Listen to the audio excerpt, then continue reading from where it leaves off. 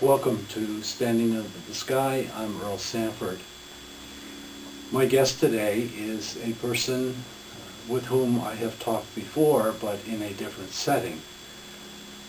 I talked with Brian Vaugh in his role as chaplain of Waterbury Hospital, but in that discussion we launched into other subjects, matters of church and state, matters of organized religion. I found myself this weekend, near the end of a very inspirational weekend for me, with the same Brian Vaugh, who is leading and teaching and sharing as a Buddhist priest in a beautiful weekend here at Wisdom House in Litchfield, Connecticut. So Brian, it's wonderful to have you back Standing Under the Sky, and to see you in actually not a different person, but in a different context. The room in which we are seated is something I have come to feel as sacred space, even though I've been in this room probably over 25 times before, either in leading workshops or as a part of one.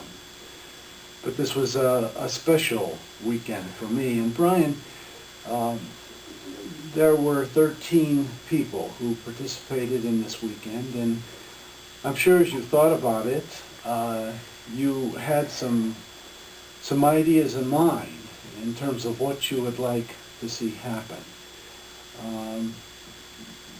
Could you share those, if you feel comfortable sharing those ideas? And in fact, do you feel they happened, or is that for the future? Well, as a Zen priest, I'm not supposed to expect the outcome. I'm happy with the joy of the process. And so the process was, well, I'd asked some of my friends and just put it out there that we were going to have a retreat and just see what happened. And somebody mentioned yesterday this monastery that we're in now has grown up in farming country in Litchfield, Connecticut. And I feel like a farmer, as the founders of this order felt when they came here, that I planted some seeds. And the seeds are here in fertile ground, and the seeds are the people who showed up. And we just showed up and we got together in the sacred space, and the first thing we did was to bless this place and to make it sacred. Even though in Zen, one of the foundations of Zen is that there's nothing sacred. Everything is sacred. Nothing is more sacred than something else. Mm-hmm. But we blessed the thing, and we put things aside, and we used water and some sacred soil as a metaphor for the rest of our weekend. And I just sat back, and I had very little work to do. I led a few retreats and a few meditations and gave a few Dharma talks, but I got to see the smiles on the people's faces as we went through the weekend. Some of the people didn't know what to expect on Friday night, and maybe even up till noontime on Saturday. But by Saturday afternoon, there seemed to be a smile about the place on every floor. We didn't make eye contact with each other, or we tried to avoid that. That's part of the silent retreat. But there was this pervasive smile, whether we were eating or whether I was alone. I just felt that I was wrapped in a smile. So I felt a lot of the people have accomplished something. There's one other key point that I like to make at the beginning of the retreat. Before you go on, could you tell our audience what the word Dharma means? The Dharma means a lot of things. One, Dharma is synonymous with the gospel or scriptures. Yes. And the other, Dharma means anything. So sometimes we say there's 10,000 Dharmas, and we just mean there are 10,000 things. So it's a word that can be used in a different Specifically and generically. Okay, I interrupted you. Oh no, that's okay. Second thing.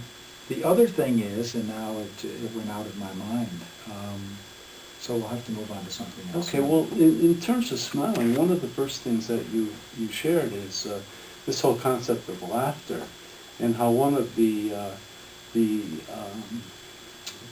early disciples of the Buddha was chosen to be an ambassador of the Buddha because of his laughter in the midst of great silence and awe and worship of the Buddha.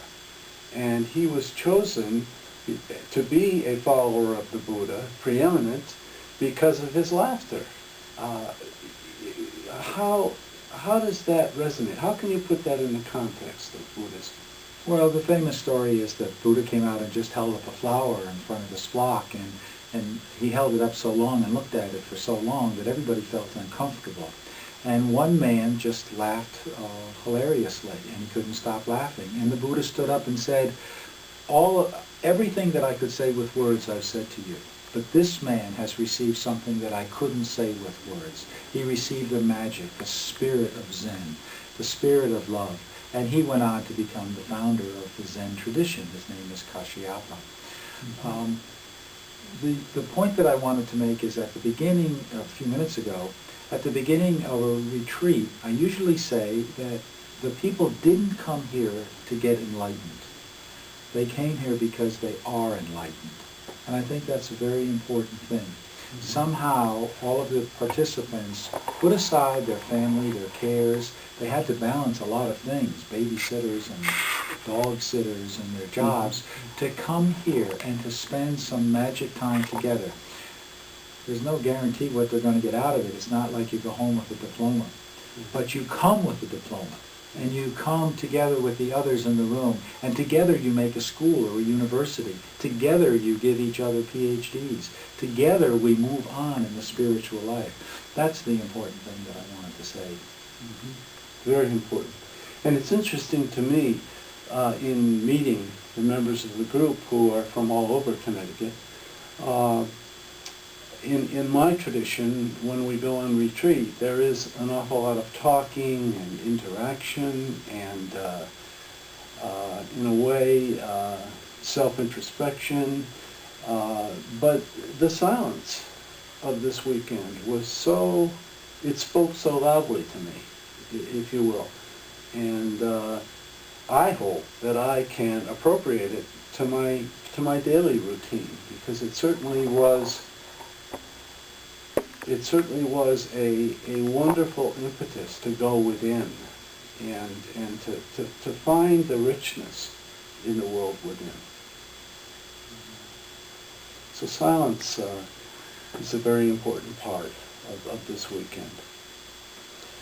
Well, Brian, we're running out of time here, but I thank you for taking this time to be with me again on Standing Under the Sky. And I like to invite our visitors, if you had one thing to say to the many visitors who are coming to our site, what would it be? To be happy. I think that's the point of all the saints that we talked about this weekend, is that there's nothing hidden. There's no reason to have a long face. We can laugh at ourselves. We can laugh at the predicaments that we're in. And whether we laugh or we don't laugh, we won't change them. So why not laugh and go along? Go with the flow. I think that's what Buddhism is all about.